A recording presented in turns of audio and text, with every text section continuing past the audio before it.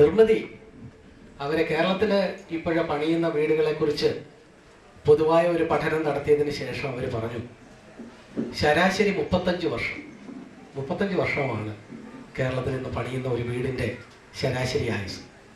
35 വർഷം കഴിയുമ്പോൾ വീടിന് എന്തെങ്കിലും തകരാറുണ്ടായിട്ടല്ല ആ വീട് പൊളിക്കുന്നത്, മറിച്ച് അപ്പോഴേക്കും അതിൻ്റെ ഫാഷൻ പോയി. കുട്ടികൾ വന്നു, കുട്ടികൾ അവരുടെ താല്പര്യത്തിനനുസരിച്ച് പഴയ വീട് പൊളിച്ച് പുതിയ വീട് പണിയുക. പ്രിയപ്പെട്ടവരെ, നാം ഈ ഒരു വീട് പണിയുമ്പോൾ നമ്മുടെ വിചാരം ഇത് എന്നെന്ന് നിലനിൽക്കും, നമ്മുടെ ഒരു ജീവിതകാലം മുഴുവനെങ്കിലും. പക്ഷേ ഈ ലോകത്ത് നമ്മൾ കാണുന്ന പല കാര്യങ്ങളും അത് നമ്മൾ വിചാരിക്കുന്നതിനേക്കാളേറെ അല്പായുസാണ് എന്ന കാര്യമാണ് നാം ഈ സന്ധ്യയിലെ പങ്കിടാനായിട്ട് ആഗ്രഹിക്കുന്നത്. യേശുവിനും ഒരു വീടുണ്ടായിരുന്നു, യേശുവും വീടും തമ്മിലുള്ള ബന്ധം. ഈ കാര്യത്തെക്കുറിച്ച് വളരെ ചെറിയ തോതിൽ ചില കാര്യങ്ങൾ നിങ്ങളുമായിട്ട് പങ്കിടാൻ ഞാൻ ആഗ്രഹിക്കുന്നു. നാം ഒരു വീട് എന്ന് പറയുമ്പോൾ ആ വീട് എന്നും നിൽക്കുമോ? ഞാനൊരു സ്പാനിഷ് കവിത ഒരിക്കൽ വായിച്ചത് ഞാനിങ്ങനെ ഓർക്കുന്നുണ്ട്. അതൊരു കവിത, ഒരാളെക്കുറിച്ചുള്ള കവിത. ജോർജ് എന്നൊരു മനുഷ്യനെ കാണുക. ആദ്യത്തെ വരി അങ്ങനെ, ജോർജ് എന്നൊരു മനുഷ്യനെ കാണുക. അദ്ദേഹം പണിതതാണ് ഈ രണ്ട് വീടുകൾ. അദ്ദേഹം 80 വയസ്സ് വരെ ഈ ലോകത്ത് ജീവിച്ചു. 80 വയസ്സ്. അദ്ദേഹം 1000 ഗാലൻ വെള്ളം കുടിച്ചു തീർത്തു, 500 ടൺ ഗോതമ്പ് തിന്നു തീർത്തു, 500 ടൺ ഉരുളക്കിഴങ്ങും ഭക്ഷിച്ചു തീർത്തു. സ്പാനിഷ് കവിത ആയതുകൊണ്ട് നമ്മൾ അരിയല്ല അവർ ഭക്ഷിക്കുന്നത്, ഗോതമ്പും ഉരുളക്കിഴങ്ങും ഒക്കെയാണ്. വെള്ളം കുടിച്ചു തീർത്തു. അദ്ദേഹം 2 വിവാഹം കഴിച്ചു. 2 വിവാഹത്തിലായി 12 മക്കളുണ്ട്. കാലം കടന്നുപോയി, വർഷങ്ങൾ കടന്നുപോയി. അദ്ദേഹം മരിച്ചു. ഇന്ന് ആരാണ് അദ്ദേഹത്തെ ഓർക്കുന്നത്? അദ്ദേഹം പണിത് തീർത്ത 2 വീടിന് മുകളിലൂടെ ഒരു നാഷണൽ ഹൈവേ, ഒരു ദേശീയപാത കടന്നു പോവുകയാണ്. ഈ ദേശീയപാതയിലൂടെ അദ്ദേഹത്തെ അറിഞ്ഞുകൂടാത്ത ഒരു പുതിയ തലമുറയിലെ കുഞ്ഞുങ്ങൾ, നഴ്സറി കുഞ്ഞുങ്ങൾ ഒരു വിനോദയാത്രയ്ക്ക് ബസ്സിൽ പോവുകയാണ്. ബസ്സിൽ പോകുമ്പോൾ അവർ പാടുന്നു, happy days are here again. കവിത തീരെ. പ്രിയപ്പെട്ടവരെ, നമ്മൾ ജീവിച്ചിരിക്കുന്ന ഈ ലോകമുണ്ടല്ലോ, അത് വളരെ ക്രൂരമായ വിധത്തിൽ നമ്മളെ ചതിച്ചു കളയും. നാം കെട്ടിപ്പടുക്കുന്ന, നാം ഉണ്ടെന്ന് വിചാരിക്കുന്ന പലതിൻ്റെയും മേളിലൂടെ ഒരു പുതിയ റെയിൽവേ പാത വരുന്നു, ഒരു ദേശീയപാത കടന്നു പോകുന്നു. നമ്മൾ അറിയാത്ത ഒരു തലമുറ, നമ്മളെന്നൊരു വ്യക്തി ഈ ലോകത്ത് ജീവിച്ചിരുന്നതായിട്ട് അറിയാതെ അവരവരുടെ സന്തോഷങ്ങളുമായിട്ട് അവർ കടന്നു പോകും. നമ്മൾ ഇതിനെക്കുറിച്ച് ചിന്തിച്ചിട്ടുണ്ടോ? ജീവിതത്തിൻ്റെ ഒരു വ്യർത്ഥത, ജീവിതത്തിൻ്റെ ഒരു നൈമിഷികത ഈ കാര്യങ്ങളിലേക്ക് വിരൽ ചൂണ്ടുന്ന ഒരു കവിതയാണ്. നമ്മൾ പലപ്പോഴും ജീവിച്ചിരിക്കുമ്പോൾ ഈ കാര്യങ്ങളെ നമ്മൾ അത്രത്തോളം ഗൗരവമായിട്ട് കാണുകയും കേരളക്കരയിലെ വിവിധ ഭവനങ്ങളിൽ ജീവിക്കുകയും പല വീടുകളിൽ അതിഥിയായിട്ട് പാർക്കുകയും ചെയ്ത ഒരു സുവിശേഷൻ ഒരിക്കൽ പറഞ്ഞ ഒരു കാര്യം ഞാൻ ഓർക്കുന്നുണ്ട്. അദ്ദേഹം ചില വീടുകളിൽ ചെല്ലുമ്പോൾ ആദ്യമൊക്കെ എന്താ, ആ വീട്ടിലെ അപ്പച്ചൻ്റെ, മരിച്ചുപോയ അവരുടെ അപ്പച്ചൻ്റെ ഫോട്ടോ അത് ഫ്രെയിം ചെയ്ത് അവിടെ ഫ്രണ്ടിൽ മേശപ്പുറത്ത് വെച്ചിട്ടുണ്ട്, അല്ലെങ്കിൽ ബുക്ക് ഷെൽഫിന് മുകളിൽ വെച്ചിട്ടുണ്ട്. ചില വർഷങ്ങൾക്ക് ശേഷം അദ്ദേഹം വീണ്ടും അവിടെ ചെല്ലുമ്പോൾ അപ്പച്ചൻ്റെ ഫോട്ടോ അവിടെ ഉണ്ട്, ബുക്ക് ഷെൽഫിന് മേളിൽ ആ ഫ്രെയിം ചെയ്ത ഫോട്ടോ അവിടെ തന്നെ ഉണ്ട്. പക്ഷേ ആ ഫോട്ടോയ്ക്കുള്ളിൽ ഈ അപ്പച്ചൻ്റെ മക്കളുടെ കൊച്ചുമക്കളുടെ പടങ്ങളൊക്കെ വന്നപ്പോൾ കുഞ്ഞു നീന്തി കളിക്കുന്നതിൻ്റെയും പിച്ച വയ്ക്കുന്നതിൻ്റെയും ഒക്കെ പടങ്ങൾ എന്ത് ചെയ്തു, എടുത്ത പടങ്ങൾ വെക്കാനായിട്ട് ഭംഗിയായിട്ടൊരു സ്ഥലം നോക്കിയപ്പോൾ എന്നാൽ പിന്നെ അപ്പച്ചൻ്റെ ഫോട്ടോയുടെ മുകളിൽ നമ്മൾ വെച്ചേക്കാം എന്ന് വിചാരിച്ച് ആ ഫ്രെയിമിൻ്റെ ഒരു ഭാഗം അഴിച്ച്, ഇപ്പോൾ കണ്ണാടിയുണ്ട്, ഈ കാര്യങ്ങളെല്ലാം ഉണ്ട്, പക്ഷേ കൊച്ചുമകൻ്റെ ഫോട്ടോ ആയി തീർന്നു. ഇതിനടിയിൽ എവിടെയോ അപ്പച്ചനുണ്ട്. നാം ഈ അപ്പച്ചൻ ജീവിച്ചിരുന്നപ്പോൾ അദ്ദേഹം ഇങ്ങനെ ഒരു ദുര്യോഗം ഒരിക്കലും ചിന്തിച്ചിട്ടുണ്ടാവുകയില്ല. തൻ്റെ ജീവിതം, താൻ ജീവിച്ചിരുന്ന കാലത്ത് ഇതെല്ലാം വെട്ടിപ്പിടിക്കുന്നു മക്കൾക്ക് വേണ്ടി. തന്നെ ഈ മക്കൾ എല്ലാ കാലത്തും ഓർക്കുമെന്നും അവരുടെ ജീവിതത്തിൽ താൻ എപ്പോഴും ഒരു വീരനായകനായിട്ട് സജീവമായിട്ട് നിൽക്കുമെന്നും ഒക്കെ ഈ അപ്പച്ചൻ വിചാരിച്ചിരുന്നു. പക്ഷേ വളരെ ക്രൂരതയോടെ ചില വർഷങ്ങൾ കഴിഞ്ഞപ്പോൾ അപ്പച്ചനെ ആരും ഓർക്കുന്നു? നമ്മുടെ വീടുകളെല്ലാം ഈ നിലയിലാണ്. ഇതിൻ്റെ അകത്തൊരു നൈമിഷികതയുണ്ട്. ഇന്നല്ലെങ്കിൽ നാളെ ഈ കാര്യങ്ങൾ വിട്ടുപോകേണ്ടതാണ്. ജീവിച്ചിരിക്കുമ്പോൾ നമ്മളിത് ഓർക്കുകയില്ല. എന്നാൽ ജീവിതത്തിൻ്റെ ചില രംഗങ്ങളിൽ ഇതുപോലെയൊക്കെയുള്ള ചില സാക്ഷ്യങ്ങൾ കേൾക്കുമ്പോൾ നമ്മുടെ ഹൃദയവാതിലിൽ നമ്മളൊരു മുട്ട് കേൾക്കും. ഇത് തന്നെയാണോ നമ്മൾ ഈ കെട്ടിപ്പടുക്കുന്നത് എന്നെന്നും നിലനിൽക്കുമോ? ഞാനൊരു സുവിശേഷകൻ്റെ കഥ കേട്ടത് ഇന്ന് പകല് ഒരു മീറ്റിങ്ങിൽ പങ്കുവച്ചു. ഒരു സുവിശേഷകന് തൻ്റെ തോളിൽ കുറേ സുവിശേഷ പ്രതികൾ നിറച്ച ഒരു പഴയ സഞ്ചിയും തൂക്കി നടന്നു പോകുമ്പോൾ അദ്ദേഹത്തിൻ്റെ മുമ്പിൽ ഒരു കൊച്ചു പയ്യൻ, 7ാം ക്ലാസ്സിൽ പഠിക്കുന്ന ഒരു കുഞ്ഞ്, അവൻ നല്ല മിടുക്കനായിട്ട് സന്തോഷമായിട്ട് നടന്നു പോകും. അപ്പോൾ അപ്പച്ചനും ഈ സുവിശേഷകനും ഈ കുഞ്ഞിനും ഒന്നിച്ച് ബസ് കിട്ടുന്നിടം വരെ 1 കിലോമീറ്റർ ഒന്നിച്ച് നടക്കണം. അപ്പോൾ സുവിശേഷം വിചാരിച്ചു ഈ കുഞ്ഞിനോട് എന്തെങ്കിലും മിണ്ടിയും പറഞ്ഞു പോകാം. അവനോട് ചോദിച്ചു, മോനെ നീ ഏത് ക്ലാസ്സിലാണ് പഠിക്കുന്നത്? അവൻ പറഞ്ഞു, ഞാൻ 7ാം ക്ലാസ്സിലാണ് പഠിക്കുന്നത്. 7ാം ക്ലാസ്സിൽ പഠിക്കുന്നു അല്ലേ? കൊള്ളാം. 7ാം ക്ലാസ്സിൽ പഠിച്ചു കഴിഞ്ഞിട്ട് നീ എന്തോ ചെയ്യും? അവൻ പറഞ്ഞു, ഞാൻ 8ാം ക്ലാസ്സിൽ പഠിച്ച് കയറും. 7ാം ക്ലാസ്സിൽ ജയിക്കുമെന്നുള്ളതിൽ അവന് 100% ഉറപ്പുണ്ട്. അപ്പോൾ ഈ സുവിശേഷൻ ചോദിച്ചു, 8ാം ക്ലാസ് കഴിഞ്ഞാലോ? അതെന്നാ ചോദ്യമാണ്. 8 കഴിഞ്ഞ് 9 ചേരും. 9 കഴിഞ്ഞ് അത് കഴിഞ്ഞെന്ന് സംഭവിക്കും? 10 ചേരും. 10 കഴിഞ്ഞാലോ? സ്കൂൾ ഫൈനൽ പാസ്സാകും. അത് കഴിഞ്ഞ് നിനക്ക് എന്ത് സംഭവിക്കും? സുവിശേഷൻ വിടാൻ അദ്ദേഹം ആ നിലയിൽ തയ്യാറായില്ല. അവൻ പറഞ്ഞു, ഞാൻ പഠിച്ച് നല്ല മിടുക്കനാവും. സുവിശേഷൻ ചോദിച്ചു, അത് കഴിഞ്ഞ് എന്താ സംഭവിക്കുന്നത്? അത് കഴിഞ്ഞപ്പം അവന് പറഞ്ഞു, ഞാനൊരു ജോലി നേടും. ശരി, അത് കഴിഞ്ഞ് എന്ത് സംഭവിക്കും? അപ്പോൾ അവനൊരു നാണം പുരണ്ട പുഞ്ചിരിയോടെ പറഞ്ഞു, ഞാനൊരു കല്യാണം കഴിക്കും. കല്യാണം കഴിക്കും. സുവിശേഷൻ ചോദിച്ചു, അത് കഴിഞ്ഞ് എന്താ സംഭവിക്കും? അത് കഴിഞ്ഞ് ഞാൻ കല്യാണം കഴിച്ച് കഴിഞ്ഞ് ഞങ്ങൾക്ക് കുഞ്ഞുങ്ങളുണ്ടാവും. ശരി, അത് കഴിഞ്ഞ് നീ എന്ത് ചെയ്യും? ഞാൻ കുഞ്ഞുങ്ങളെ വളർത്തും. പിന്നെ അവർക്ക് കുറച്ചുകൂടെ മുന്നോട്ട് പോകണമെന്നുണ്ട്. അതുകൊണ്ട് സുവിശേഷം പിന്നെ ചോദ്യങ്ങൾ തുടർന്നു. അങ്ങനെ അത് കഴിഞ്ഞിട്ട് നീ പിന്നെ എന്താ ചെയ്യുന്നത്? അവൻ പറഞ്ഞു, ഞാനൊരു വലിയ വീടുണ്ടാക്കും. വീടുണ്ടാക്കി. അത് ശരി, വീടുണ്ടാക്കി കഴിഞ്ഞിട്ട് പിന്നെ നീ എന്തോ ചെയ്യും? അവൻ പറഞ്ഞു, ഞാനങ്ങനെ സുഖമായിട്ട് അങ്ങ് ജീവിക്കും. ഒരു കഥ അവസാനിക്കുന്ന പോലെ രാജാവും രാജ്ഞിയും കൂടെ സുഖമായിട്ട് അങ്ങ് ജീവിച്ചു എന്നാണല്ലോ എല്ലാ കഥകളും അവസാനിക്കുന്നത്.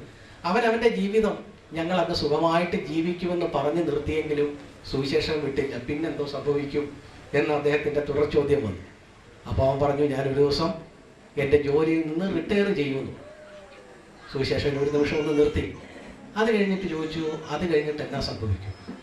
അവനൊരു വരണ്ട ചിരിയോടെ പറഞ്ഞു, ഞാൻ മരിക്കും എന്ന് പറഞ്ഞു. സുവിശേഷൻ 1 മിനിറ്റ് നിശബ്ദനായിട്ട് നിന്നു. അത് കഴിഞ്ഞ് ഘനഗംഭീരമായ സ്വരത്തിൽ ചോദിച്ചു, മോനെ, അത് കഴിഞ്ഞ് എന്തോ സംഭവിക്കും? ഞാൻ ജോലി നേടും, വിവാഹം കഴിക്കും, വീട് വയ്ക്കും, കുഞ്ഞുങ്ങളെ വളർത്തും, റിട്ടയർ ചെയ്യും, മരിക്കും. അതിനുശേഷമോ? അവന് മറുപടി ഉണ്ടായി. ഇതുപോലെയൊക്കെയുള്ള സന്ധ്യകളിൽ നമ്മൾ ഈ സത്യത്തോട് അടുത്ത് വരികയാണ്. നമ്മുടെ ജീവിതം ഇന്നല്ലെങ്കിൽ നാളെ തീരും. നമ്മൾ വിചാരിക്കുന്നതിനേക്കാൾ വേഗത്തിൽ തീരും. നാം ഈ യാഥാർത്ഥ്യത്തെ കണ്ടുമുട്ടിയേ മതിയാകുകയുള്ളൂ. ഓരോ വർഷാവസാനവും നമ്മുടെ ജീവിതത്തിൻ്റെ നൈമിഷികതയിലേക്ക് വിരൽ ചൂണ്ടിയാണ് വരുന്നത്. 2012 കടന്നു പോകുന്നു, 2013 വരുന്നു. ഇങ്ങനെ ഒരു വർഷത്തിൻ്റെ ഒരു ദശാസന്ധിയിൽ നമ്മൾ നിൽക്കുമ്പോൾ നാം ഇന്ന് ഈ വൈകുന്നേരം നമുക്ക് നമ്മളോട് തന്നെ ചോദിക്കാം, എന്നെന്നും ഈ കാര്യങ്ങൾ ഇങ്ങനെ പോവുകയില്ല. ഒരു ദിവസം വരും, മരണം വരും. അത് കഴിഞ്ഞ് എന്ത് സംഭവിക്കും?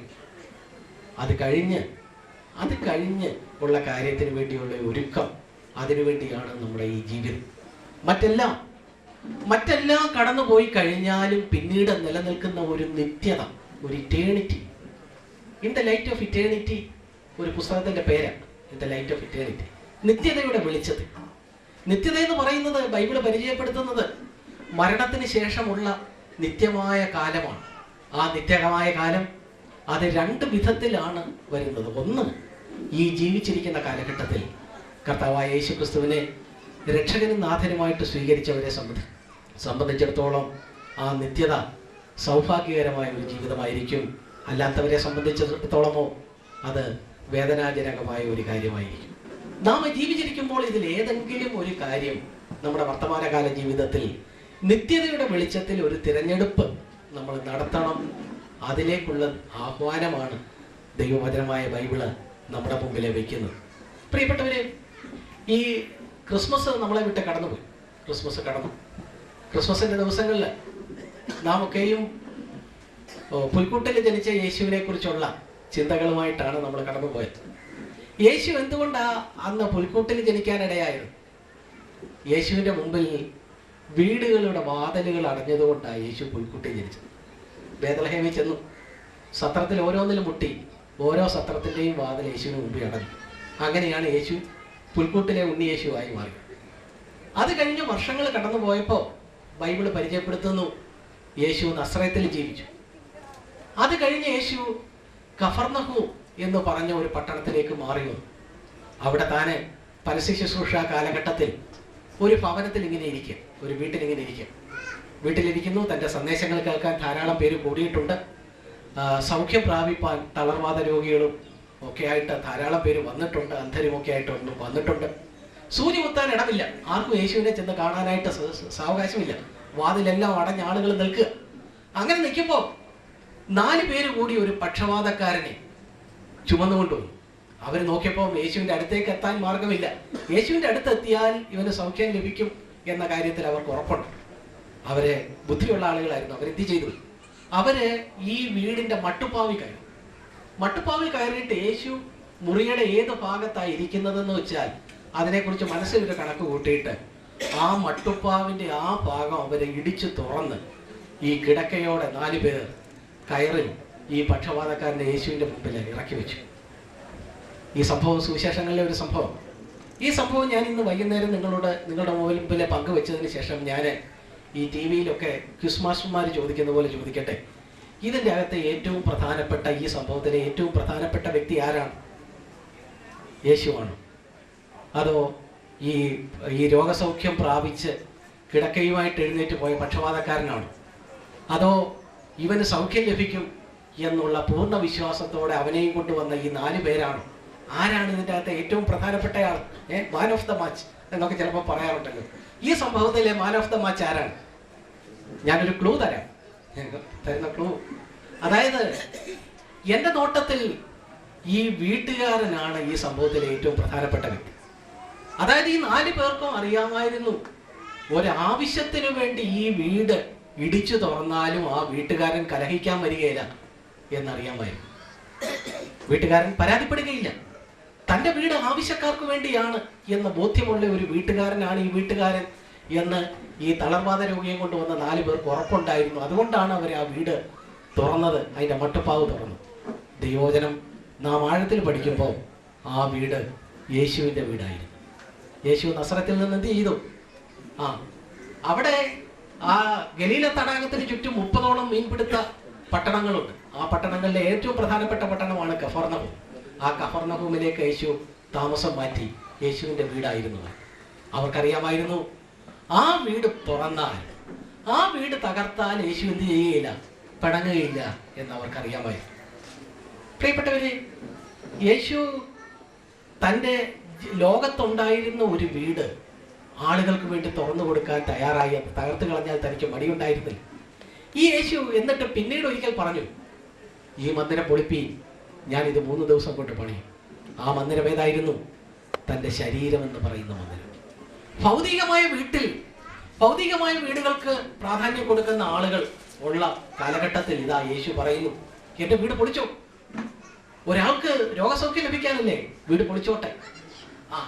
അതും കഴിഞ്ഞിട്ട് ഒരു പടിയൂടെ കടന്ന് യേശു പറയുന്നു, ഈ മന്ദിരം പൊളിപ്പി, ഈ മന്ദിരം എൻ്റെ ശരീരമാണ്, ഇത് പൊളിക്കാൻ തയ്യാറാണ്. കാൽവരി ക്രൂശിൽ അത് സംഭവിച്ചു. യേശു തൻ്റെ ശരീരമാകുന്ന മന്ദിരം അവിടെ പൊളിച്ചു. പ്രിയപ്പെട്ടവരെ, ഇന്ന് കാണുന്ന ഭൗതികമായ കാര്യങ്ങൾക്കപ്പുറത്ത് നിത്യതയുടെ അടിസ്ഥാനത്തിൽ മനുഷ്യൻ്റെ ആത്മാവുമാണ് പ്രധാനം എന്ന് കാണുന്ന ഒരു കാഴ്ചപ്പാട് യേശുവിനുണ്ടായിരുന്നു. ആ യേശു ബൈബിളിൻ്റെ അവസാന താളിലേക്ക് വരുമ്പോൾ അപ്പോഴും യേശു ഒരു വീടിന് പുറത്താണ്.